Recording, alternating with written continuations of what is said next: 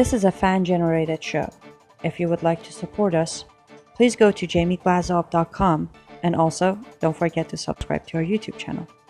All your support is greatly appreciated. Good evening. Welcome to the Glazov Gang. Tonight, the rise of the sex machines. With us this evening, Barak Lurie, the author of the new book, The Rise of the Sex Machines. Barak, what an honor and a privilege to have you here. Thank you so much for having me. What an honor it is for me, too. Barak, what a fascinating book that you've written, and if anything, so timely. We see all these bizarre, crazy, strange, surreal, eerie, and dangerous, and in some ways evil forces, phenomena, and changes occurring in our society and culture. Now, you have said that within 7 to 10 years, we're going to start hearing women talking about how they lost their husbands to a sex robot. Why don't we begin with that? Sure. Well, it's a matter of technology combining with culture in a way that makes it so much easier for people to flock toward these machines. Why do I say that?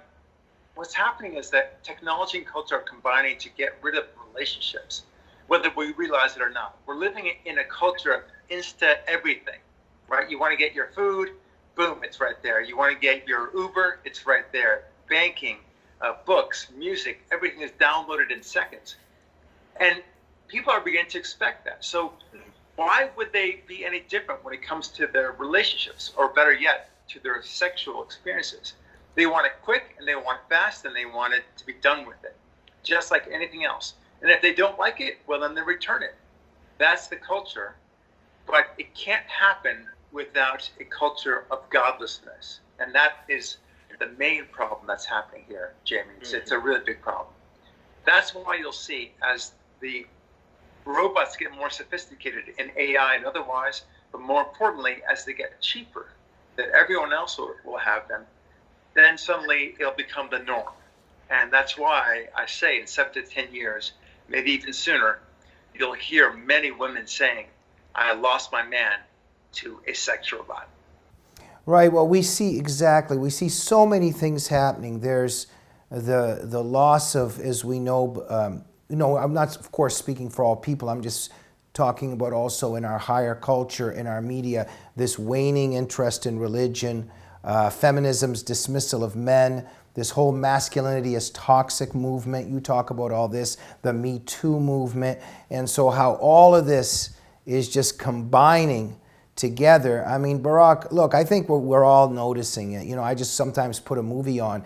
If there's even any kind of romance or somebody longing for somebody or excited about a kiss or yearning for love, you already know that it's something in the 90s or maybe before 2010. Something very callous is going on today. And everything is, as you're saying, it's all of these different phenomena coming together. And so, well, tell us a little bit more what's going to be happening now with these robots entering the picture. Well, it'll change the dynamic of the way we view relationships. What concerns me the most is, look, we humans are relationship animals, right? We strive for them, we desire them intuitively. But it's also, it turns out it's more of a learned thing than we ever thought. What happens, like you said, when the Me Too culture, feminism says that a woman needs a man like a man needs, like a fish needs a bicycle. We hear that any intimate relationship can suddenly turn into an accusation of rape. And then there's the loneliness factor, where people are so used to technology that they don't have any issues whatsoever with understanding how to deal with the relationship. Here's an important factor as well. We're doing it to ourselves. I mean, look at the way we identify ourselves, Jamie.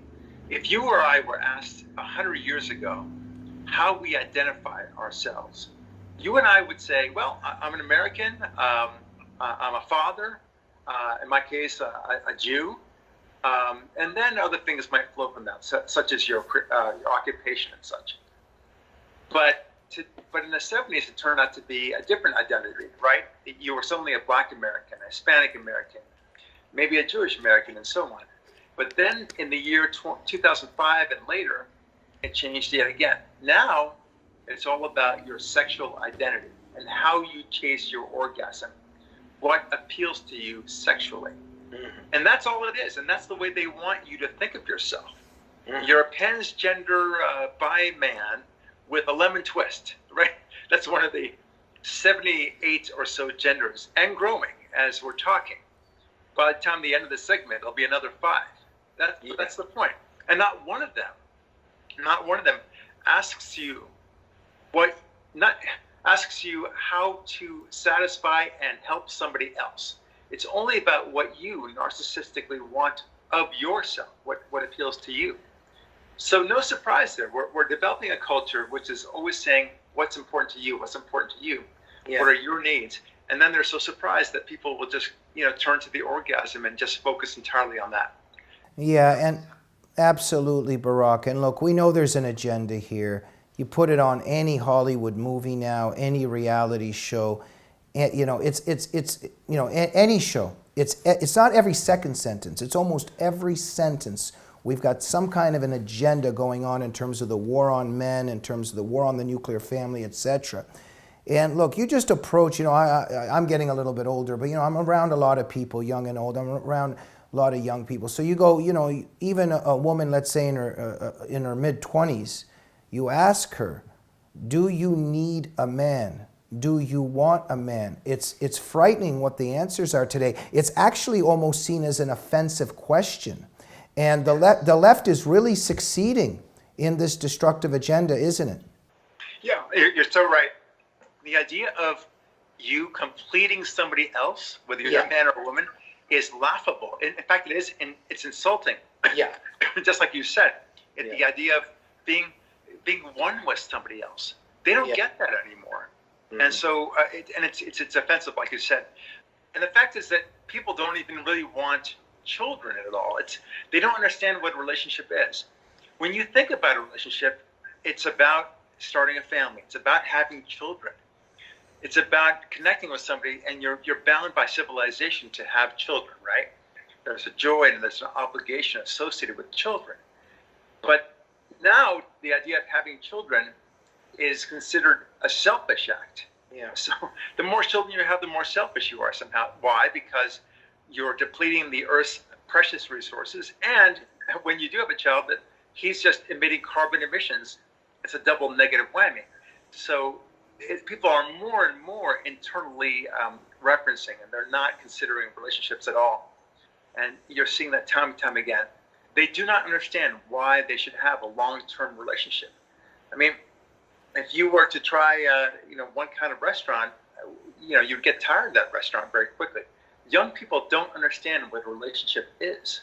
They do understand about sex and the pleasures of sex, but they want all the variety. They want to get in and out and be done with it. They want to get off and get on with their day. Right, the selfie culture, all the narcissism, and they get on in. Everybody's a celebrity now. They just take a picture of themselves, and then they're waiting to see their comments and their likes. And a lot of people are even doing this during their dates now. It's something very creepy's going on, and it's interconnected, as you're saying, with the rise of the sex robots and also people that won't see a need to sacrifice in any way anymore.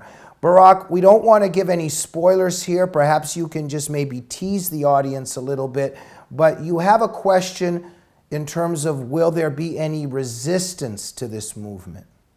Or maybe, it is a movement, but I would also say a phenomenon, and all these different phenomena all combining together. But who will resist what's happening? Right. Well, I'm so glad you asked the question. There is a surprise ending as well.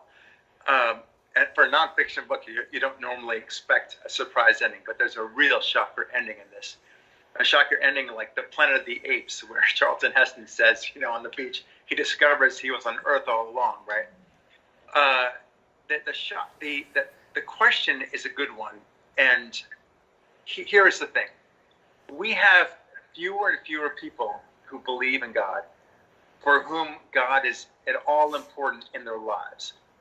There are now more people who are not affiliated with any church or synagogue or even mosque, for that matter, in America than anything else. So not necessarily atheists, but they don't have any affiliation. And so no surprise that people are not interested in children, not interested in relationships. They do not understand what a relationship is. And I've come to learn through a lot of this research that a relationship is a God-given gift. He wants us to have relationships. They say in the Torah, in the Bible, they say the number one thing that God wants from us is to be good to each other, which implies a relationship. But relationships, as you know, are hard work.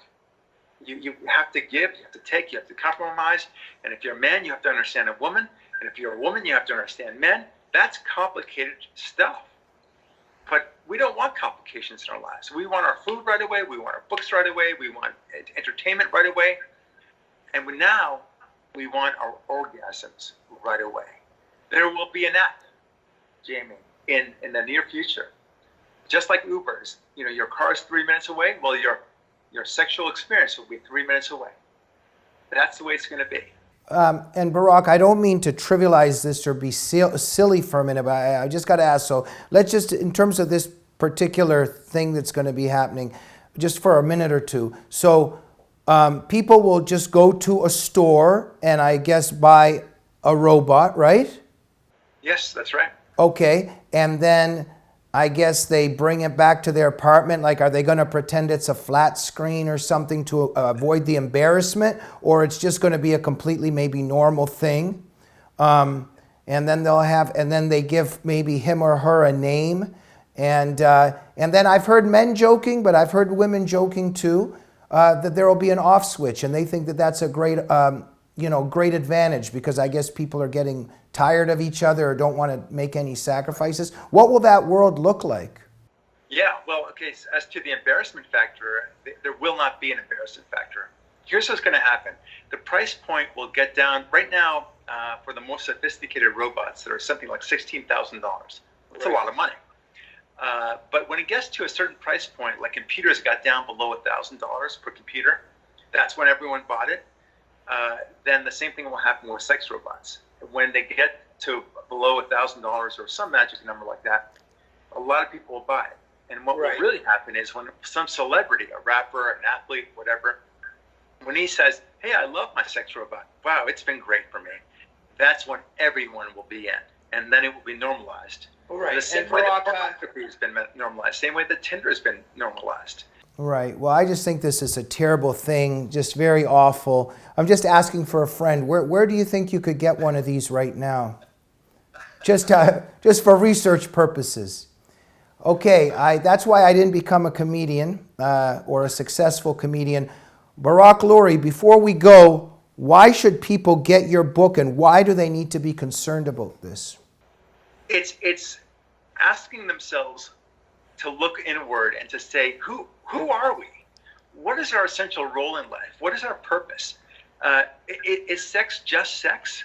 Is there meaning to sex? Is there meaning to a relationship? Why does God or whatever, nature if you like, why do we even pursue relationships in the first place? Why is sex so pleasurable? Why is it a 30 on a scale of 1 to 10? Who are we? That's the end game. And that's why you read it. Thank you, Barak. Where do they get your book? Amazon is the best place to get it. It's on Kindle and paperback now, and it's doing very well. I'm very pleased to say. Okay, fantastic. And where can people find you? Definitely check us out at baraklurie.com. Barak Lurie, BARAKLURIE.com. Or you can email us at info@lurie-law.com. Well, thank you. And Barak, look, everybody is noticing something very surreal and inhuman is transpiring right before our eyes. So thank you for covering it and giving us the heads up about the scary world we're entering. Thank you very much for coming on the Glazov Gang. We hope to see you soon. Thank you, Jamie. And thank you. Thank you, Barak. Ladies and gentlemen, Barak Lurie. Go to Amazon.com and get his book, The Rise of the Sex Machines. And please remember, if you like what we do here at the Glazov Gang, we're a fan-generated program. We need your help. If you support what we do, go to JamieGlazov.com and help us out and make sure you're subscribed to the YouTube channel of the Glazov Gang. Good night.